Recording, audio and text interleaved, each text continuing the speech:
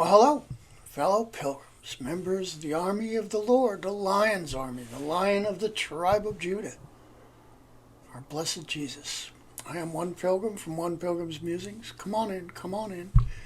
We are musing through the Psalms. We are today on Psalm number 81. And as you know, if you've been following, we're also utilizing the work of Pastor Jack Hyles, a work he left in the public domain. Pastor Jack had been a pastor for over 50 years out of the state of Indiana, who has gone on to his reward.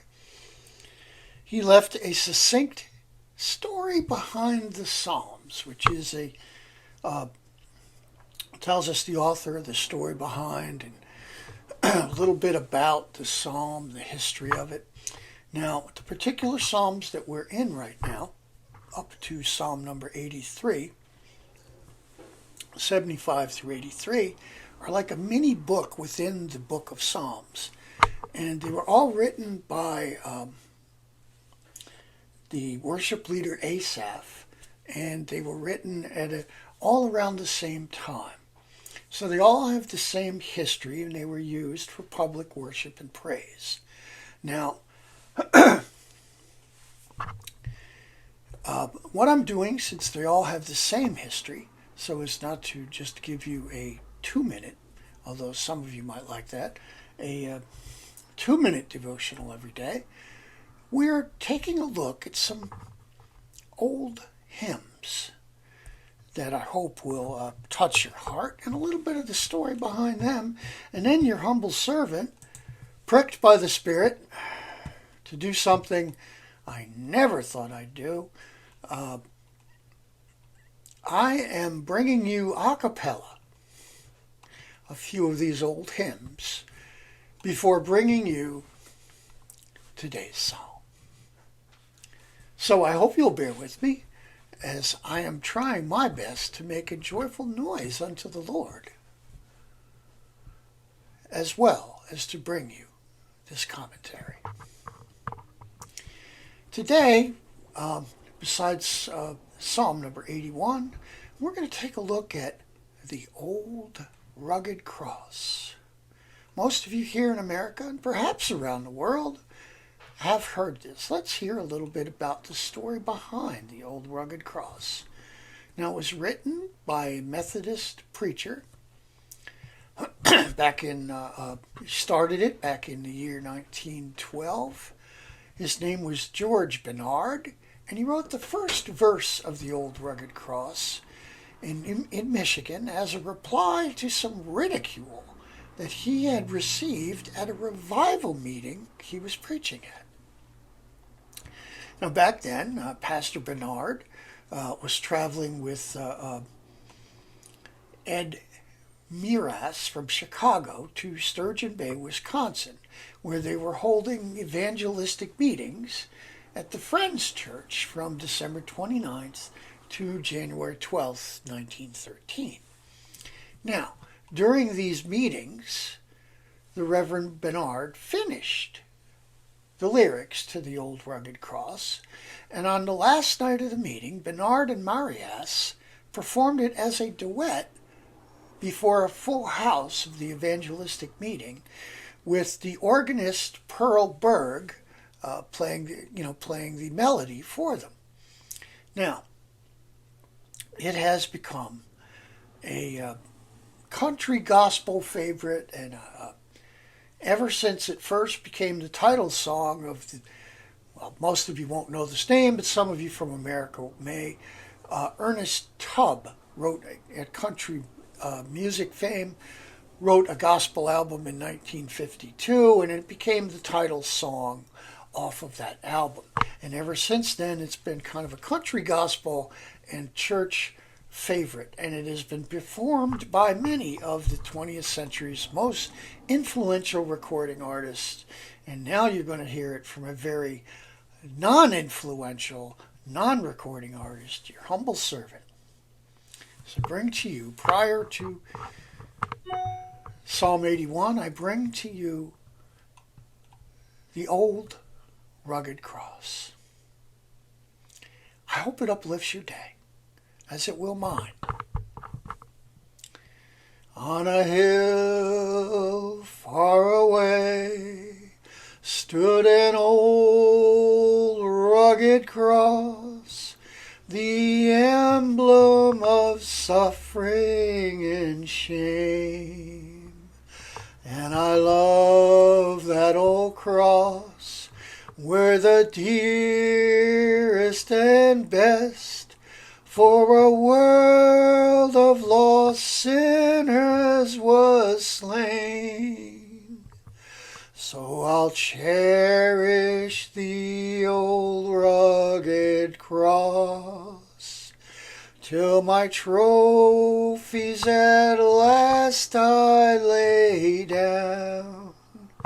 I will cling to the old rugged cross and exchange it someday for a crown. Oh, that old rugged cross, so despised by the world, has a wondrous attraction for me. For the dear Lamb of God left his glory above to bear it to dark Calvary. So I'll cherish the old rugged cross till my trophies at last I lay down. I will cling to the old rugged cross and exchange it someday for a crown. In the old rugged cross, stained with blood so divine, a wondrous beauty I see. For the dear Lamb of God left his glory above to pardon and sanctify me. So I'll cherish the old rugged cross till my trophies at last I lay down. I will cling to the old rugged cross and exchange it someday for a crown. To the old rugged cross I will ever be true, its shame and reproach gladly bear. Then I'll call me someday to my home far away, where his glory forever I'll share. Excuse me. So I'll cherish the old rugged cross till my trophies at last I lay down. I will cling to the old rugged cross and exchange it someday for a crown.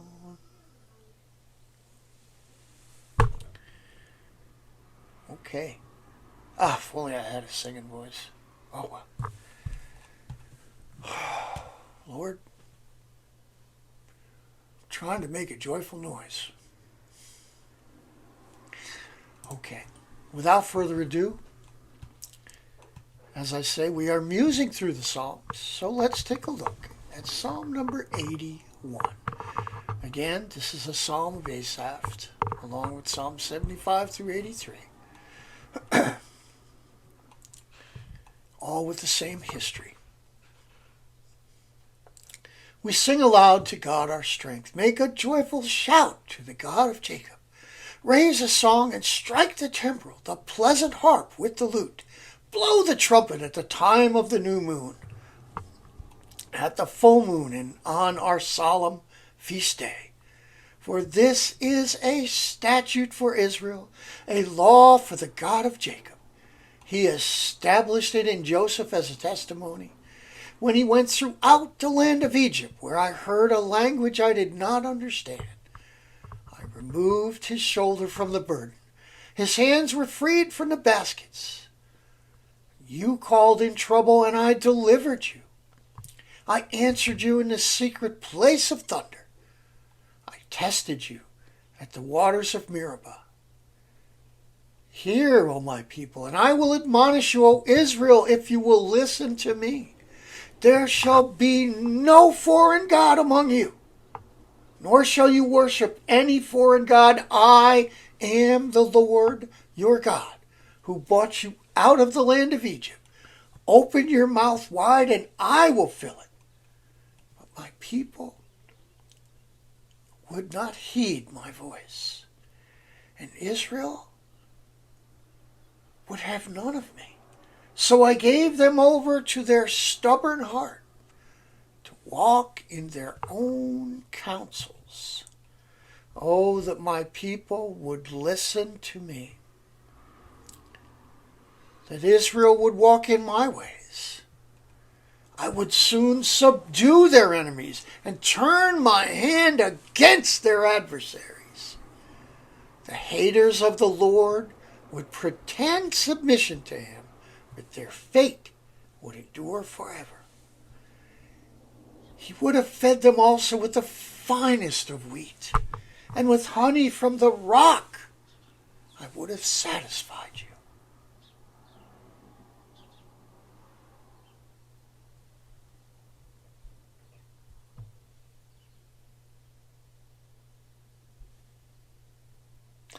There you have Psalm number 81.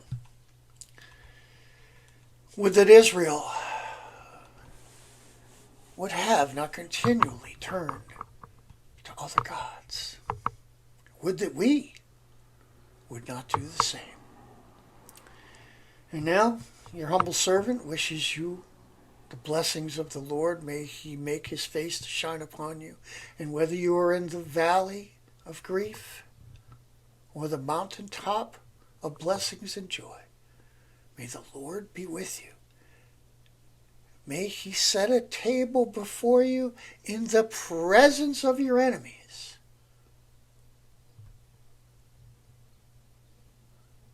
May he anoint your head with oil. May your cup runneth over. And may goodness and mercy settle and calm your grief. And may you dwell in the house of the Lord forever. This is One Pilgrim. God willing, I'll see you tomorrow for Psalm number 82. I'm out.